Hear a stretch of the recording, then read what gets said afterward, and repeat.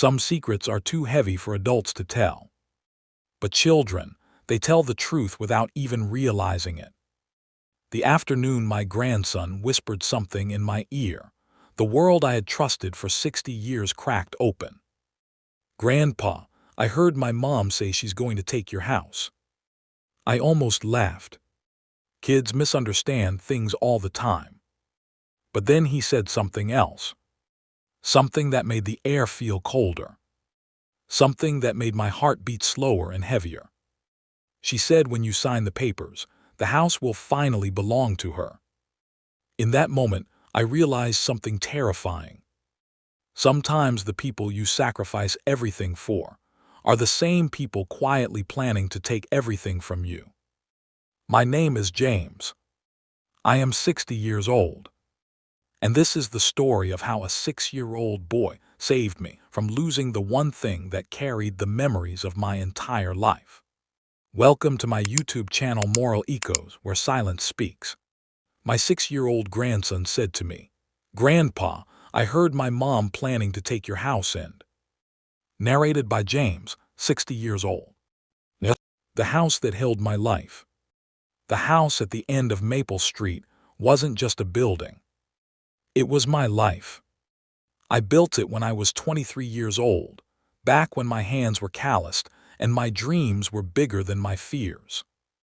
Every weekend, after finishing long shifts at the construction yard, I would come here with a toolbox and a vision.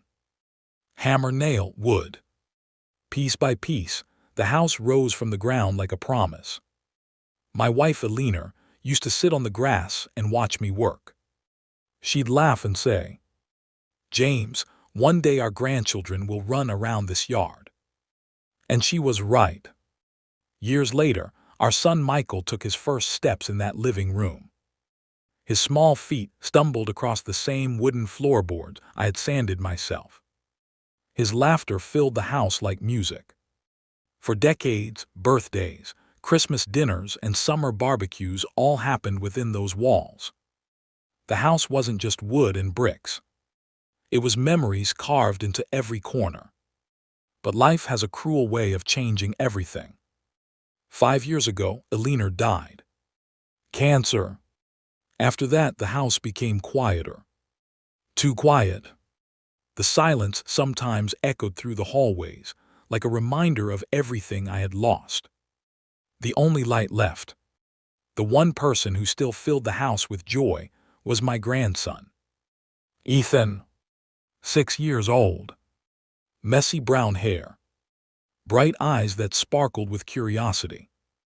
Every Saturday morning, he would burst through the door shouting, "Grandpa!" And suddenly the house felt alive again. We had our little traditions. Pancakes dripping with syrup. Building tiny wooden toys in my workshop. And sitting on the porch watching the sunset paint the sky orange. That afternoon felt like every other Saturday. The breeze was warm. Birds chirped softly in the trees. Ethan sat beside me on the porch swing, kicking his small sneakers against the wooden floor. For a long time we just watched the clouds. Then he leaned closer. "Grandpa." "Yes, buddy." His voice lowered to a whisper. "I heard something yesterday." I smiled. "Oh yeah, what did you hear?" He looked nervous, like he wasn't sure if he should say it. Then he whispered the words that made my stomach tighten. "Mom said she's going to take your house." I laughed gently. Kids misinterpret adult conversations all the time. I'm sure she didn't mean it like that. But Ethan shook his head slowly. "No, Grandpa."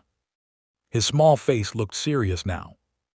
"She said when you sign the paper, the house will finally be hers." My smile faded. "What paper?" "I don't know." He stared at his shoes. "But she told Dad you're getting old, and you don't need such a big house anymore." For a moment, the porch suddenly felt colder. Laura, my daughter-in-law, had mentioned something about paperwork recently. But I trusted them. They were family. Still, something about Ethan's words sat heavily in my chest. I leaned closer. "What else did you hear?" He hesitated. Then he whispered the sentence that made my heart sink. "She said if you don't sign it, they'll convince you." The longest night. That night I barely slept. The house creaked softly in the darkness. Eleanor's old clock ticked on the wall. Every sound seemed louder. Ethan's voice echoed in my mind again and again. "They'll convince you." Maybe it was just a misunderstanding. Maybe Laura had been talking about estate planning. But doubt had already planted itself deep inside my thoughts. For 60 years, I had trusted my family without question. Now a 6-year-old boy had made me question everything. At 8:12 the next morning, my phone rang. It was Michael.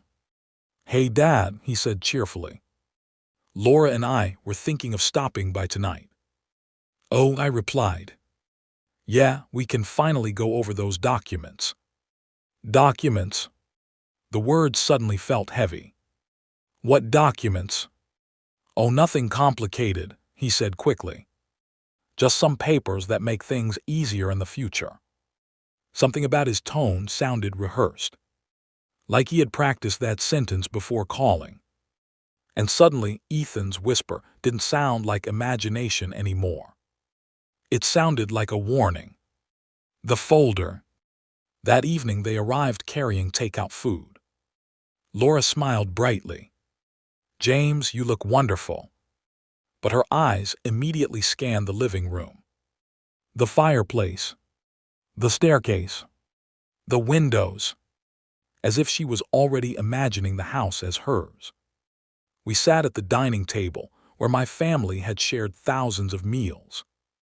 Michael pulled a thin gray folder from his bag. "Dad, it's just a few documents." He slid them toward me.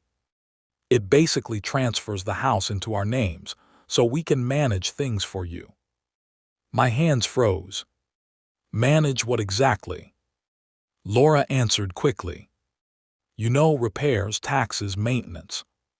Michael nodded. "It'll just make everything simpler." Simpler? The word sounded strange in my ears. Because nothing about this felt simple. Ethan's whisper echoed again. "When you sign the paper, the house will finally be hers." I slowly closed the folder without opening it. "I think I'll take some time to read these first." Laura's smile tightened. "Well, it's really just a formality."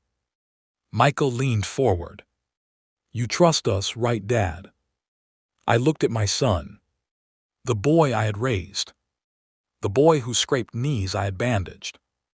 The boy whose college tuition I had worked double shifts to pay. And suddenly, I felt something I had never felt before. Doubt. The smallest truth. Later that evening, Ethan ran back into the house while his parents waited in the car. He grabbed my hand. "Grandpa." "Yes." "You're not gonna give them the house, right?" His small voice carried genuine worry. "Why do you ask?" He looked down. "Because Mom said once she gets it, we won't come here anymore." My chest tightened.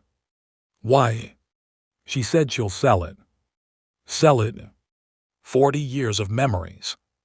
My wife's laughter. My son's childhood.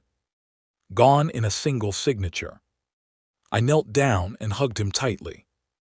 And in that moment, I understood something important. Sometimes truth doesn't come from lawyers. Sometimes it doesn't come from adults. Sometimes it comes from a 6-year-old boy who simply repeats what he heard. And that small voice might have just saved my entire life's work. Moral of the story. Greed can grow even inside families, but honesty still survives in the pure hearts of children. Sometimes the smallest voice reveals the biggest truth. And sometimes listening carefully can save everything you built. If this story touched your heart, don't forget to subscribe to the channel, because every story here leaves behind a lesson.